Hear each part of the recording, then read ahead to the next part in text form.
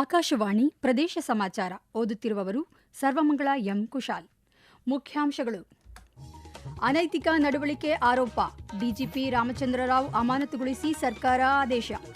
ಆಯವ್ಯಯ ಮಂಡನೆ ಹಿನ್ನೆಲೆ ಆರ್ಥಿಕ ಇಲಾಖೆಯ ಹಿರಿಯ ಅಧಿಕಾರಿಗಳೊಂದಿಗೆ ಮುಖ್ಯಮಂತ್ರಿ ಸಿದ್ದರಾಮಯ್ಯ ಪೂರ್ವಭಾವಿ ಸಭೆ. ಶಬರಿಮಲೆ ಚಿನ್ನ ಕಳವು ಪ್ರಕರಣ, ಬಳ್ಳಾರಿ ಬೆಂಗಳೂರಿನಲ್ಲಿ ಇಡಿ ಅಧಿಕಾರಿಗಳಿಂದ ಶೋಧ. ಅಬಕಾರಿ ಇಲಾಖೆಯಲ್ಲಿ 2,500 ಕೋಟಿ ರೂಪಾಯಿ ಹಗರಣ, ಸಚಿವರ ರಾಜೀನಾಮೆಗೆ ಬಿಜೆಪಿ ಆಗ್ರಹ. ಲಕ್ಕುಂಡಿಯಲ್ಲಿ ಮುಂದುವರಿದ ಉತ್ಖನನ ಕಾರ್ಯ, ಇಂದು ಲೋಹದ ಗಂಟೆ ಪತ್ತೆ. ಡಿಜಿಪಿ ರಾಮಚಂದ್ರ ರಾವ್ ವಿರುದ್ಧ ಕೇಳಿಬಂದಿರುವ ಗಂಭೀರ ಅನೈತಿಕ ನಡವಳಿಕೆ ಆರೋಪದ ಹಿನ್ನೆಲೆಯಲ್ಲಿ ಸರ್ಕಾರ ಅವರನ್ನು ಅಮಾನತುಗೊಳಿಸಿ ಆದೇಶ ನೀಡಿದೆ. ರಾಮಚಂದ್ರ ರಾವ್ ಅವರದ್ದು ಎನ್ನಲಾದ ಆಕ್ಷೇಪಾರ್ಹ ದೃಶ್ಯಾವಳಿಗಳು ಬಹಿರಂಗಗೊಂಡ ಹಿನ್ನೆಲೆಯಲ್ಲಿ ಸರ್ಕಾರ ಅವರನ್ನು ತಕ್ಷಣವೇ ಸೇವೆಯಿಂದ ಅಮಾನತುಗೊಳಿಸಿದೆ. ಸಾಮಾಜಿಕ ಜಾಲತಾಣದಲ್ಲಿ ಅವರ ವಿಡಿಯೋ ತೀವ್ರ ಚರ್ಚೆಗೆ ಗ್ರಾಸವಾಗಿತ್ತು.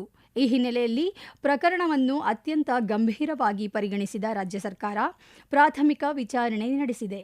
ನಾಗರಿಕ ಸೇವಾ ನಿಯಮಗಳ ಉಲ್ಲಂಘನೆ ಮತ್ತು ಇಲಾಖೆಯ ಶಿಸ್ತಿಗೆ ಚ್ಯುತಿ ತಂದಿರುವ ಹಿನ್ನೆಲೆಯಲ್ಲಿ ರಾಮಚಂದ್ರ ರಾವ್ ಅವರನ್ನು ತಕ್ಷಣ ಅಮಾನತುಗೊಳಿಸುವಂತೆ ಸರ್ಕಾರ ಆದೇಶ ಹೊರಡಿಸಿದೆ.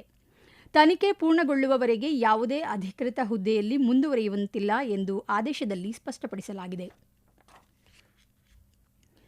ಡಿಜಿಪಿ ರಾಮಚಂದ್ರ ರಾವ್ ಅವರ ವಿರುದ್ಧದ ಆರೋಪ ಸಾಬೀತಾದರೆ ಕಠಿಣ ಕ್ರಮ ಕೈಗೊಳ್ಳಲಾಗುವುದು ಎಂದು ಗೃಹ ಸಚಿವ ಡಾ ಜಿ. ಪರಮೇಶ್ವರ್ ಎಚ್ಚರಿಕೆ ನೀಡಿದ್ದಾರೆ. ಬೆಂಗಳೂರಿನಲ್ಲಿಂದು ಸುದ್ದಿಗಾರರೊಂದಿಗೆ ಮಾತನಾಡಿದ ಅವರು, ಇಂತಹ ಪ್ರಕರಣವನ್ನು ಸಹಿಸಲು ಸಾಧ್ಯವಿಲ್ಲ ಎಂದು ತಿಳಿಸಿದ್ದಾರೆ. ಯಾವುದೇ ಇಲಾಖೆಯಲ್ಲಿ ಇಂತಹ ಘಟನೆಗಳು ನಡೆಯಲು ಬಿಡಬಾರದು ಎಂದು ತಿಳಿಸಿದ್ದಾರೆ. ಈ ಘಟನೆಯಿಂದ ಮುಖ್ಯಮಂತ್ರಿ ಸಿದ್ದರಾಮಯ್ಯ ಅವರು ಅಸಮಾಧಾನಗೊಂಡಿದ್ದಾರೆ. ಅಧಿಕಾರಿಯನ್ನು ತಕ್ಷಣವೇ ಅಮಾನತುಗೊಳಿಸಿ ತನಿಖೆ ನಡೆಸಲು ಸೂಚನೆ ನೀಡಲಾಗಿದೆ ಎಂದು ಸ್ಪಷ್ಟಪಡಿಸಿದ್ದಾರೆ. 2026-27ನೇ ಸಾಲಿನ ಆಯವ್ಯಯ ಮಂಡನೆಗೆ ಸಂಬಂಧಿಸಿದಂತೆ ಮುಖ್ಯಮಂತ್ರಿ ಸಿದ್ದರಾಮಯ್ಯ ಇಂದು ಆರ್ಥಿಕ ಇಲಾಖೆಯ ಹಿರಿಯ ಅಧಿಕಾರಿಗಳೊಂದಿಗೆ ಪೂರ್ವಭಾವಿ ಸಭೆ ನಡೆಸಲಿದ್ದಾರೆ. ಸಭೆಯಲ್ಲಿ ಅವರು ರಾಜ್ಯದ ಆರ್ಥಿಕ ಸ್ಥಿತಿಗತಿ, ತೆರಿಗೆ ಸಂಪನ್ಮೂಲ ಸಂಗ್ರಹಣೆ ಸೇರಿದಂತೆ ವಿವಿಧ ಅಂಶಗಳ ಬಗ್ಗೆ ಅಧಿಕಾರಿಗಳೊಂದಿಗೆ ಮಾಹಿತಿ ಪಡೆದುಕೊಳ್ಳಲಿದ್ದಾರೆ. ಆರ್ಥಿಕ ಇಲಾಖೆಯ ಸಭೆಯ ನಂತರ ಮುಂದಿನ ದಿನಗಳಲ್ಲಿ ಅವರು ಇಲಾಖಾವಾರು ಸಭೆಗಳನ್ನು ನಡೆಸಿ ಸಮಾಲೋಚನೆ ನಡೆಸಲಿದ್ದಾರೆ. ಶಬರಿಮಲೆ ಚಿನ್ನ ಕಳವು ಪ್ರಕರಣಕ್ಕೆ ಸಂಬಂಧಿಸಿದಂತೆ ಜಾರಿ ನಿರ್ದೇಶನಾಲಯ ಇಂದು ರಾಜ್ಯದ ಬೆಂಗಳೂರು, ಬಳ್ಳಾರಿ ಮತ್ತು ಕೇರಳದ ತಿರುವನಂತಪುರ ಸೇರಿದಂತೆ ವಿವಿಧೆಡೆ ದಾಳಿ ನಡೆಸಿದೆ. ಜಾರಿ ನಿರ್ದೇಶನಾಲಯ ಅಧಿಕಾರಿಗಳು ಪ್ರಕರಣದ ಪ್ರಮುಖ ಆರೋಪಿ ಉನ್ನಿಕೃಷ್ಣನ್ ಪೊಟ್ಟಿಗೆ ಸೇರಿದ ಮನೆ ಹಾಗೂ ಕಚೇರಿಗಳ ಮೇಲೆ ದಾಳಿ ನಡೆಸಿದ್ದಾರೆ. ಬಳ್ಳಾರಿಯ ರೋಧಮ್ ಆಭರಣ ಅಂಗಡಿ ಮಾಲೀಕ ಗೋವರ್ಧನ್ ನಿವಾಸದ ಮೇಲೆ ದಾಳಿ ನಡೆಸಿರುವ ಅಧಿಕಾರಿಗಳ ತಂಡ ಶೋಧ ನಡೆಸುತ್ತಿದೆ. ಬೆಂಗಳೂರಿನ ಶ್ರೀರಾಂಪುರದ ಅಯ್ಯಪ್ಪಸ್ವಾಮಿ ದೇವಾಲಯದಲ್ಲಿ ಇಡಿ ಅಧಿಕಾರಿಗಳು ಶೋಧ ನಡೆಸುತ್ತಿದ್ದಾರೆ. ಬಳ್ಳಾರಿಯ ಚಿನ್ನದ ವ್ಯಾಪಾರಿ ಗೋವರ್ಧನ್ ಪ್ರಮುಖ ಆರೋಪಿ ಉನ್ನಿಕೃಷ್ಣನ್ ಪೊಟ್ಟಿ ಅವರಿಂದ ಚಿನ್ನ ಖರೀದಿಸಿದ್ದಾರೆ ಎಂಬ ಆರೋಪದ ಹಿನ್ನೆಲೆಯಲ್ಲಿ ಈ ದಾಳಿ ನಡೆದಿದೆ. ಅಬಕಾರಿ ಇಲಾಖೆಯಲ್ಲಿ 2,500 ಕೋಟಿ ರೂಪಾಯಿ ಹಗರಣ ನಡೆದಿದ್ದು, ಅಬಕಾರಿ ಸಚಿವ ಆರ್.ಬಿ. ತಿಮ್ಮಾಪುರ ರಾಜೀನಾಮೆಗೆ ಬಿಜೆಪಿ ಆಗ್ರಹಿಸಿದೆ. ಸಾಮಾಜಿಕ ಜಾಲತಾಣದಲ್ಲಿ ಪೋಸ್ಟ್ ಮಾಡಿರುವ ಪ್ರತಿಪಕ್ಷ ನಾಯಕ ಆರ್. ಅಶೋಕ, ಅಧಿಕಾರಿಗಳ ವರ್ಗಾವಣೆಯಿಂದ ಹಿಡಿದು ಮದ್ಯದಂಗಡಿಗಳ ಲೈಸೆನ್ಸ್ ಮಂಜೂರಾತಿಯವರೆಗೆ ಪ್ರತಿಯೊಂದಕ್ಕೂ ಲಂಚ ಪಡೆಯಲಾಗುತ್ತಿದೆ ಎಂದು ಆರೋಪಿಸಿದ್ದಾರೆ. ಈ ಕುರಿತು ರಾಜ್ಯ ಮದ್ಯ ಮಾರಾಟಗಾರರ ಸಂಘವೇ ಲಿಖಿತ ದೂರು ನೀಡಿದ್ದು, ಇದಕ್ಕೆ ಸಾಕ್ಷಿಯಾಗಿದೆ ಎಂದು ತಿಳಿಸಿದ್ದಾರೆ. ಸರ್ಕಾರ ಕೂಡಲೇ ಸಚಿವರ ರಾಜೀನಾಮೆ ಪಡೆದು ಸಮಗ್ರ ತನಿಖೆಗೆ ಆದೇಶಿಸಬೇಕು ಎಂದು ಒತ್ತಾಯಿಸಿದ್ದಾರೆ.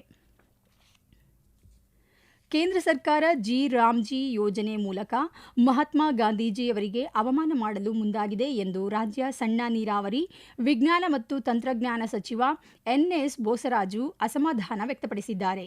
ಮಡಿಕೇರಿಯಲ್ಲಿಂದು ಸುದ್ದಿಗಾರರೊಂದಿಗೆ ಮಾತನಾಡಿದ ಅವರು, ಗ್ರಾಮ ಪಂಚಾಯತ್ಗಳ ಅಧಿಕಾರದ ಹಕ್ಕನ್ನೇ ಮೊಟಕುಗೊಳಿಸಲು ಮುಂದಾಗಿದೆ ಎಂದು ದೂರಿದ್ದಾರೆ. ಕೇಂದ್ರದ ಹೊಸ ನೀತಿಯ ಪ್ರಕಾರ ಗ್ರಾಮ ಪಂಚಾಯತ್ಗಳು ಯಾವುದೇ ಅಭಿವೃದ್ಧಿ ಕಾರ್ಯ ಕೈಗೊಳ್ಳಬೇಕಾದರೂ ಕೇಂದ್ರದ ಅನುಮತಿ ಪಡೆಯಬೇಕಾಗಿದೆ ಎಂದು ತಿಳಿಸಿದ್ದಾರೆ. ಪ್ರದೇಶ ಸಮಾಚಾರ ಕೇಳುತ್ತಿದ್ದೀರಿ.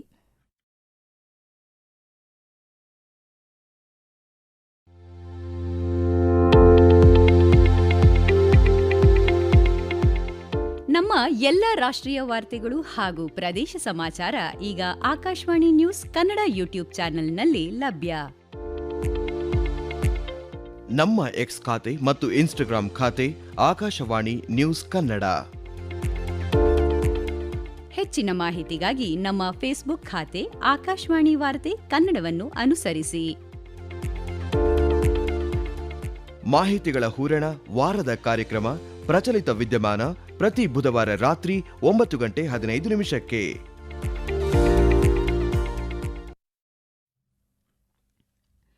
ಗದಗ ಜಿಲ್ಲೆಯ ಲಕ್ಕುಂಡಿಯ ಗ್ರಾಮದಲ್ಲಿ ನಡೆಯುತ್ತಿರುವ ಉತ್ಖನನ ಕಾರ್ಯ ಇಂದು 5ನೇ ದಿನಕ್ಕೆ ಕಾಲಿಟ್ಟಿದೆ. ಲಕ್ಕುಂಡಿ ಗ್ರಾಮದ ಕೋಟೆ ವೀರಭದ್ರೇಶ್ವರ ದೇವಸ್ಥಾನದ ಆವರಣದಲ್ಲಿ 35 ಕಾರ್ಮಿಕರಿಂದ ಮುಂದುವರೆದ ಉತ್ಖನನ ಕಾರ್ಯದಲ್ಲಿ ಇಂದು ಪುರಾತನ ಕಾಲದ ಮಡಿಕೆಯ ಚೂರುಗಳು ಮತ್ತು ಲೋಹದ ಗಂಟೆ ಪತ್ತೆಯಾಗಿದೆ.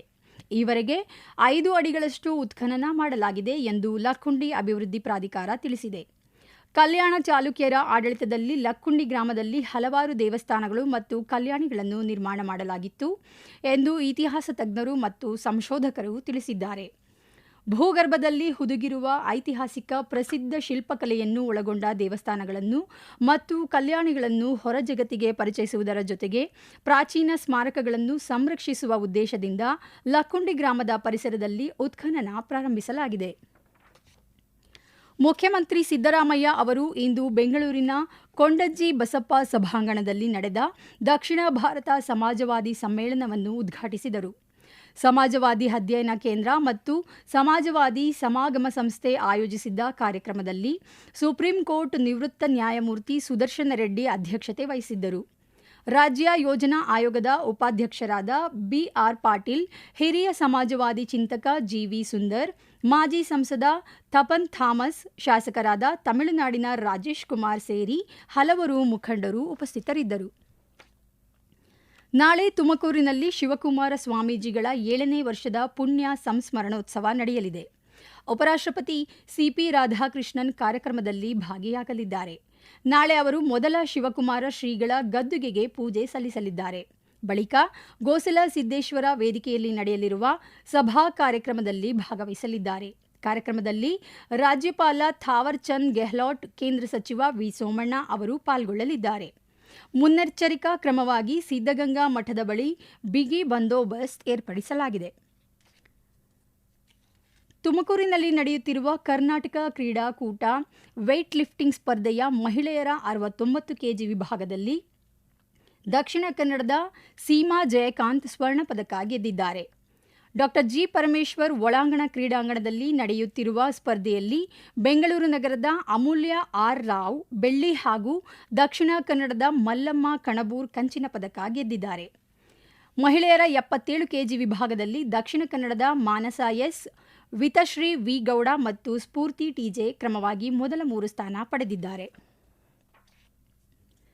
ಹಾವೇರಿಯಲ್ಲಿ ಫೆಬ್ರವರಿ 13ರಂದು ನಡೆಯಲಿರುವ ರಾಜ್ಯ ಸರ್ಕಾರದ ಸಾಧನಾ ಸಮಾವೇಶದಲ್ಲಿ 1 ಲಕ್ಷ ಜನರಿಗೆ ಹಕ್ಕುಪತ್ರ ನೀಡಲಾಗುವುದು ಎಂದು ಕಂದಾಯ ಸಚಿವ ಕೃಷ್ಣ ಬೈರೇಗೌಡ ತಿಳಿಸಿದ್ದಾರೆ. ಹಾವೇರಿಯಲ್ಲಿಂದು ಮಾತನಾಡಿದ ಅವರು, ರಾಜ್ಯ ಸರ್ಕಾರ 2 ವರ್ಷ ಅವಧಿಯಲ್ಲಿ 1,11,000 ಮಂದಿಗೆ ಹಕ್ಕುಪತ್ರ ನೀಡಿದೆ. ಹಾವೇರಿ ಜಿಲ್ಲೆಯಲ್ಲಿಯೂ 28,000 ಜನರಿಗೆ ಹಕ್ಕುಪತ್ರ ನೀಡಲಾಗಿದೆ. ಅರ್ಹರೆಂದು ಗುರುತಿಸಿ ಹಕ್ಕುಪತ್ರ ವಿತರಿಸಲಾಗುತ್ತಿದ್ದು, ಹಾಡಿ, ಹಟ್ಟಿ, ತಾಂಡಾಗಳಲ್ಲಿ ದಾಖಲೆ ರಹಿತವಾಗಿ ವಾಸಿಸುತ್ತಿದ್ದ ಜನರಿಗೆ ನೆಮ್ಮದಿ ಬದುಕು ನಡೆಸಲು ಹಕ್ಕುಪತ್ರ ನೀಡಲಾಗುತ್ತಿದೆ ಎಂದು ಸ್ಪಷ್ಟಪಡಿಸಿದ್ದಾರೆ. ರಾಮನಗರದಲ್ಲಿ ಮಾಧ್ಯಮ ವೃತ್ತಿಪರರಿಗೆ ಆತ್ಮಹತ್ಯೆ ವರದಿ ಮಾಡುವ ಕುರಿತು ಹಾಗೂ ಮಾರ್ಗದರ್ಶನ ಮತ್ತು ಸುಧಾರಣೆ ಕಾರ್ಯಕ್ರಮವನ್ನು ನಗರದ ಜಿಲ್ಲಾ ಪಂಚಾಯಿತಿ ಸಭಾಂಗಣದಲ್ಲಿ ನಿಮ್ಹಾನ್ಸ್ ವತಿಯಿಂದ ಆಯೋಜಿಸಲಾಗಿತ್ತು.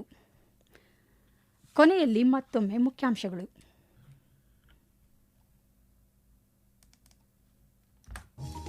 ಅನೈತಿಕ ನಡವಳಿಕೆ ಆರೋಪ, ಡಿಜಿಪಿ ರಾಮಚಂದ್ರ ರಾವ್ ಅಮಾನತುಗೊಳಿಸಿ ಸರ್ಕಾರ ಆದೇಶ. ಆಯವ್ಯಯ ಮಂಡನೆ ಹಿನ್ನೆಲೆ ಆರ್ಥಿಕ ಇಲಾಖೆಯ ಹಿರಿಯ ಅಧಿಕಾರಿಗಳೊಂದಿಗೆ ಮುಖ್ಯಮಂತ್ರಿ ಸಿದ್ದರಾಮಯ್ಯ ಪೂರ್ವಭಾವಿ ಸಭೆ. ಶಬರಿಮಲೆ ಚಿನ್ನ ಕಳವು ಪ್ರಕರಣ, ಬಳ್ಳಾರಿ, ಬೆಂಗಳೂರಿನಲ್ಲಿ ಇಡಿ ಅಧಿಕಾರಿಗಳಿಂದ ಶೋಧ. ಅಬಕಾರಿ ಇಲಾಖೆಯಲ್ಲಿ 2,500 ಕೋಟಿ ರೂಪಾಯಿ ಹಗರಣ, ಸಚಿವ ರಾಜೀನಾಮೆಗೆ ಬಿಜೆಪಿ ಆಗ್ರಹ. ಲಕ್ಕುಂಡಿಯಲ್ಲಿ ಮುಂದುವರಿದ ಉತ್ಖನನ ಕಾರ್ಯ, ಇಂದು ಲೋಹದ ಗಂಟೆ ಪತ್ತೆ. ಇಲ್ಲಿಗೆ ಪ್ರದೇಶ ಸಮಾಚಾರ ಮುಗಿಯಿತು. ನಮ್ಮ ಮುಂದಿನ ವಾರ್ತಾ ಪ್ರಸಾರ ಸಂಜೆ 6:40ಕ್ಕೆ.